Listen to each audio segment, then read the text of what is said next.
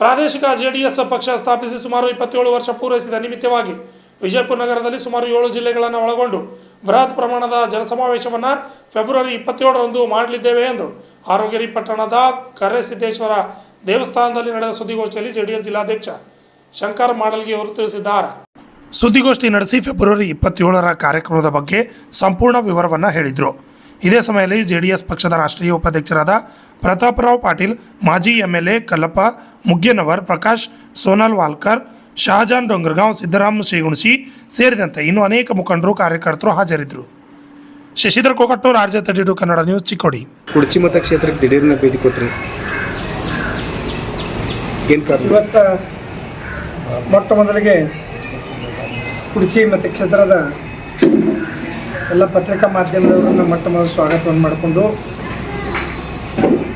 ಇಂದ ಕುಡ್ಚಿ ಮತಕ್ಷೇತ್ರದಲ್ಲಿ ಹಾರುಗಿರಿ ಪಟ್ಟಣದಲ್ಲಿ ನಾವಿಂದ ಪತ್ರಿಕಾಗೋಷ್ಠಿಯನ್ನು ಕರೆದಿದ್ದೇವೆ. ನಮ್ಮ ರಾಷ್ಟ್ರೀಯ ಉಪಾಧ್ಯಕ್ಷರಾಗಿರ್ತಕ್ಕಂಥ ಪ್ರತಾಪಣ್ಣವರು, ಕಲ್ಲಪ್ಪ ಕಾಕ ಮೆಗೇನವರು, ಡೊಂಗರಗಾಂವ್ ಸಾಹೇಬರು, ಸೋನಾಲ್ಕರ್ ಸರು, ಆಮೇಲೆ ನಮ್ಮ JDS ಪ್ರಮುಖ ಗುಡ್ಡಾಕಾಯಿ ಅವರು ಇರ್ಬೋದು, ಎಲ್ಲರೂ ಇಂದ ನಾವು ಪಕ್ಷದ ವರಿಷ್ಠರೆಲ್ಲ ಕೂಡ್ಕೊಂಡು ಒಂದು ಹಾರುಗಿರಿ ಪಟ್ಟಣದಲ್ಲಿ ಒಂದು ಪತ್ರಿಕಾಗೋಷ್ಠಿಯನ್ನು ಮಾಡ್ತಾಯಿದ್ದೇವೆ. ಇದರ ಉದ್ದೇಶ ಏನಂತಂದ್ರೆ ರಾಷ್ಟ್ರೀಯ ಅಧ್ಯಕ್ಷರಾಗಿರ್ತಕ್ಕಂಥ ದೇವೇಗೌಡ ಅಪ್ಪಾಜಿಯವರ ಒಂದು ಆದೇಶದ ಮೇರೆಗೆ ಮತ್ತು ನಮ್ಮ ರಾಜ್ಯಾಧ್ಯಕ್ಷರು ಮತ್ತು ಕೇಂದ್ರ ಸಚಿವರಾಗಿರ್ತಕ್ಕಂಥ ಕುಮಾರಣ್ಣರ ಒಂದು ನಿರ್ದೇಶನದ ಮೇರೆಗೆ ನಮ್ಮ ಯುವ ನೇತಾರರು ಮತ್ತು ನಮ್ಮ ಮುಂದಿನ ಮಾರ್ಗದರ್ಶಕರಾಗಿರ್ತಕ್ಕಂಥ ನಿಖಿಲ್ ಕುಮಾರಣ್ಣರ ಒಂದು ಸಾರಥ್ಯದಲ್ಲಿ ಅವರ ಏನು ಆದೇಶ ಮಾಡಿದಾರೆ ಆ ಆದೇಶದ ಮೇರೆಗೆ ಇವತ್ತು ನಾವು ಬೆಳಗಾಂ ಜಿಲ್ಲೆಯಲ್ಲಿ 18 ಮತಕ್ಷೇತ್ರಗಳಲ್ಲಿ ಪ್ರವಾಸವನ್ನು ಕೈಗೊಂಡಿದ್ದೀವಿ. ಉದ್ದೇಶ ಇಷ್ಟೇ, ನಮ್ಮದು 25 ವರ್ಷ ಆಯಿತು ಪಾರ್ಟಿ, ನಮ್ಮ ಪ್ರಾದೇಶಿಕ ಪಕ್ಷ ಹುಟ್ಟಿ ದೇವೇಗೌಡ ಅಪ್ಪಾಜಿಯವ್ರ ನೇತೃತ್ವದಲ್ಲಿ 25 ವರ್ಷ ಆಯಿತು. ದೇವೇಗೌಡ ಅಪ್ಪಾಜಿಯವರು ಈ ಪಾರ್ಟಿಯನ್ನು ಹುಟ್ಟಾಕಿದ ದಿನದಿಂದಲೇ ದೇಶದ ಪ್ರಧಾನಮಂತ್ರಿಗಳಾಗಿದ್ದಾರೆ ಹಾಗೂ ಮುಖ್ಯಮಂತ್ರಿಗಳಾಗಿದ್ದರು. ಕುಮಾರಣ್ಣ ಮುಖ್ಯಮಂತ್ರಿ ಆಗ್ಯಾರು. ಆಮ್ಯಾಗ ನಮ್ಮ ಪಕ್ಷದಲ್ಲಿ ಸಾಕಷ್ಟು ಜನ ಇಲ್ಲಿ ಈ ಪಕ್ಷವನ್ನು ಉಳಿಸ್ಬೇಕಂತ ಹೋರಾಟವನ್ನು ಮಾಡಿಕೊಂಡು ಇವತ್ತಿನವರೆಗೆ 25 ವರ್ಷ ದಾಟಿದಂಥ ಪಕ್ಷ ಕರ್ನಾಟಕದಲ್ಲಿ ಯಾವುದಾದ್ರು ಇದ್ದರೆ ಅದು JDS ಪಕ್ಷ.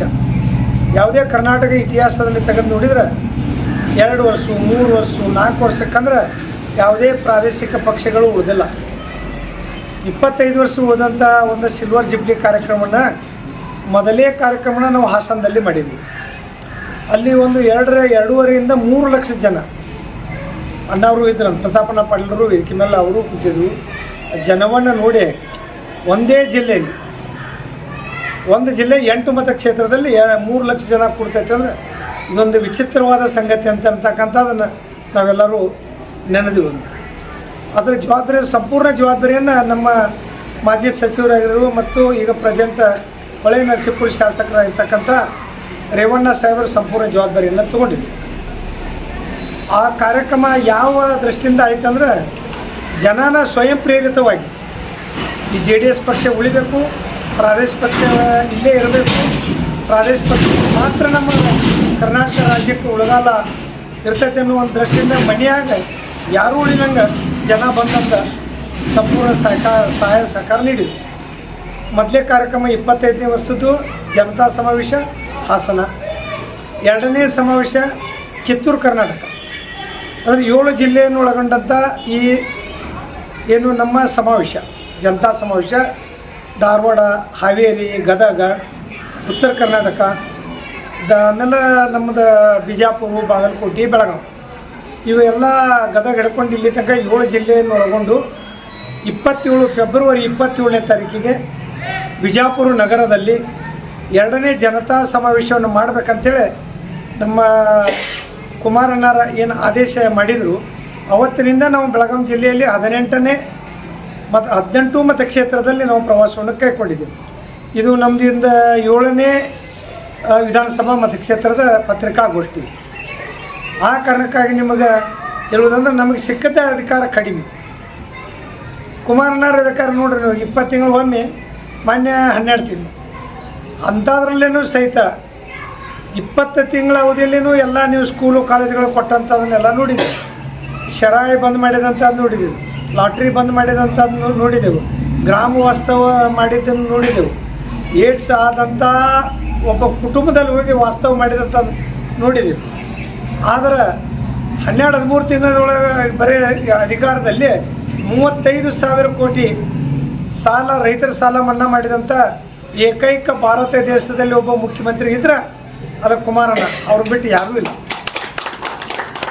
ಆ ನಿಟ್ಟಿನಲ್ಲಿ ನಮಗೆ ಅವಕಾಶ ಕಡಿಮೆ ಸಿಕ್ಕರೂ ನಾವೆಲ್ಲ ಅವಕಾಶಗಳನ್ನು ಬಳಕೆ ಮಾಡ್ಕೊಂಡಿದ್ವಿ. ಕೇಂದ್ರದಲ್ಲಿ ಕುಮಾರಣ್ಣ ಇದು ಸಚಿವರಾಗ ಈಗ ನೋಡ್ರಿ ನೀವು ಎಲ್ಲೇ ನಮ್ಮ ಕರ್ನಾಟಕದಷ್ಟೇ ಮಾತಾಡ್ತಾರೆ. ಇಲೆಕ್ಟ್ರಿಕ್ ಬಸ್ಗಳನ್ನು ಭಾರತ ದೇಶದಲ್ಲಿ 10,000 ಎಲೆಕ್ಟ್ರಿಕ್ ಬಸ್ಸ, ಕರ್ನಾಟಕದಲ್ಲಿ 4,500 ಬಸ್ಸನ್ನು ಕೊಟ್ಟಂಥ ಉದಾಹರಣೆ ಮಾನ್ಯ ಕುಮಾರಣ್ಣಗೆ ಮಾತ್ರ. ಅದಲ್ಲ ಇಂಥವು ಹೇಳ್ಕೊತ ಹೋಗ್ಬೇಕಾದ್ರೆ ಇನ್ನೂ ಸಾಕಷ್ಟು ಉದಾಹರಣೆಗಳನ್ನು ನಾವು ಕುಮಾರಣ್ಣವ್ರ ಬಗ್ಗೆ ಹೇಳ್ಬೋದು. ಆ ನಿಟ್ಟಿನಲ್ಲಿ ನಿಮಗೆ ನಾವು ಮತ್ತೊಂದು ಮನವಿ ಮಾಡ್ಕೋದು, 27ನೇ ತಾರೀಕಿಗೆ ನಮ್ಮದು ಜನತಾ ಸಮಾವೇಶ ಐತಿ ಬಿಜಾಪುರ ನಗರದಲ್ಲಿ. ಆ ಕಾರಣಕ್ಕಾಗಿ ನೀವು ಕುಡ್ಚಿ ಮತಕ್ಷೇತ್ರದಿಂದ ಸಂಪೂರ್ಣವಾಗಿ ನಾವು ಬೆಳಗಾವಿ ಜಿಲ್ಲೆಯಿಂದ 20,000 ಜನಸಂಖ್ಯೆಯನ್ನು ತೆಗೆದುಕೊಂಡಿದ್ದೇವೆ. ಕುಡ್ಚಿ ಮತಕ್ಷೇತ್ರದಲ್ಲಿ ಸಾಕಷ್ಟು ಜನ ರೈತರು, JDS ಕಾರ್ಯಕರ್ತರು, ಅದಲ್ಲದ ರೈತಾಪಿ ಮತ್ತು ವರ್ಗದವರು, ಸಾಮಾನ್ಯ ಕುಟುಂಬದವರು, ನೀವು ಎಲ್ಲರೂ ಬಂದು ನಮ್ಮ ಜನತಾ ಸಮಾವೇಶಕ್ಕೆ ಸಂಪೂರ್ಣ ಸಹಾಯ ಸಹಕಾರ ಮಾಡಬೇಕಂತೇಳಿ ನಿಮ್ಮಲ್ಲಿ ನಾವು ಬೇಡಿಕೊಳ್ಳಿಕ್ಕೆ ಬಂದಿದ್ದೇವೆ. ಅದಲ್ಲದ ಇನ್ನು ಕಾಂಗ್ರೆಸ್ ಸರ್ಕಾರ ದಿವಾಳಿ ಹೇಳಿದ ಎಲ್ಲ ಗ್ಯಾರಂಟಿ ಕೊಟ್ಟ ಊರಾಗಿದ್ದವ್ರ ಗ್ಯಾರಂಟಿ ಎಲ್ಲ ಹೋಗೈತೆ ಅಂತೀವಿ. ಗ್ಯಾರಂಟಿ ಕೊಟ್ಟಿದ್ದಾರೆ, ಊರಾಗಿದ್ದವ್ರದ್ದೆಲ್ಲ ಗ್ಯಾರಂಟಿ ಹೋಗಿಬಿಡುತ್ತೆ. ಒಂದು ರೋಡ್ಗಳಿಲ್ಲ, ಸರ್ಕಾರ ಸಾಲದ ಸುಳಿವಿನಲ್ಲಿ ಒದ್ದಾಡಕತ್ತೈತಿ, ಮತ್ತು ಸರ್ಕಾರ ದಿವಾಳಿಗೈತಿ.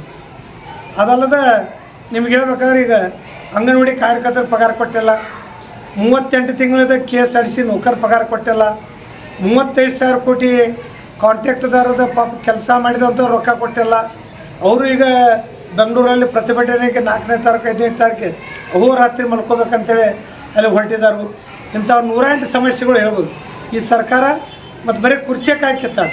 ಈ ಸಿದ್ದರಾಮಯ್ಯ ಸಾಹೇಬ್ರಿಲ್ಲೇ ಬಜೆಟಿಗೆ ಬಡ್ದಾಡಕತ್ತಾರೆ, ಗುದ್ದಾಡತ್ತಾರೆ. ಅಲ್ಲಿ DK ಶಿವಕುಮಾರ್ ಕುರ್ಚಿ ತೊಗೊಂಡು ಹೋಗಿ ಇಮಾನ್ದಾಗ ಕುರ್ಚಿ ತೊಗೊಂಡು ಹೋಗಿದ್ದಾನೆ. ಆ ಸ್ಟಿಕ್ಕರ್ ಹಚ್ಕೊಂಬಂದು ಅವ್ನು ಕುಂತು ಬಿಡೋವಾಗ ಅವ್ನು ಕುರ್ಚಿಗೆ ಸ್ಟಿಕ್ಕರ್ ಹಚ್ಕೊಂಡು ಬರ್ತಂಕ ಅವಲ್ಲಿ ಕುಂತಾನು. ಇವರು ನಾನು ಕುರ್ಚಿ ಐತೆ ಅಂತ ಇವ್ರು ಬಜೆಟಿಗೆ ಇಲ್ಲಿ ಗುದ್ದಾಡತ್ತಾರೆ. ಅದಕ್ಕಿದು ಇಲ್ಲಿ ಕುರ್ಚಿ ಇಟ್ಕೊಳಕ್ಕೆ ಒಬ್ಬರು ಕುರ್ಚಿ ಕೈಯಾಗ 5-6 ಮಂದಿ ಆಗಲಿ ರಾತ್ರಿ ನೈಟ್ ಡ್ಯೂಟಿ ಇಲ್ಲಿ ಹಾಕ್ಯಾರ. ಅವ್ನು ರಾತ್ರಿ ತುಡುಗು ಮಾಡ್ಕೊಂಡು ಕುರ್ಚಿ ಅವ್ನು ದಿಲ್ಲಿಗೆ ಹೋದ. ಹೀಗಾಗಿ ಈ ಸರ್ಕಾರ ಕುರ್ಚಿಯಕ್ಕಾಗಿ ಕಾದಾಟ ನಡೆದ ಹೊರತಾಗಿ ಅಭಿವೃದ್ಧಿ ಕಡೆ ಇಲ್ಲ. ಈ ಸರ್ಕಾರ ದಿವಾಳಿಗೆದೈತಿ. ಮುಂದಿನ ಸರಿ ಏನು ಗ್ಯಾರಂಟಿಪ್ಪ ಅಂತಾರೆ, ನಮ್ಮದು ಇವು 5-6 ಗ್ಯಾರಂಟಿ ಏನಿಲ್ಲ. ಮುಂದಿನ ಸರಿ ಒಂದೇ ಒಂದು ಗ್ಯಾರಂಟಿ. ಏನು ಗ್ಯಾರಂಟಿ ಅಂದ್ರೆ NDA JDS BJP ಕೂಡಿ ಕರ್ನಾಟಕದಲ್ಲಿ ಸರ್ಕಾರವನ್ನು ಆರಿಸ್ತರಬೇಕಂತೇಳಿ ಅದನ್ನು ನೀವು ಒಂದೇ ಗ್ಯಾರಂಟಿ ಅಂತೇಳಿ ನೀವು ಘೋಷಣೆ ಮಾಡ್ಬೇಕಂತೇಳಿ ನಿಮ್ಮಲ್ಲಿ ಬಿಡ್ಕೊಳಕ್ಕೆ ನಾವು ಬಂದಿದ್ದೇವೆ.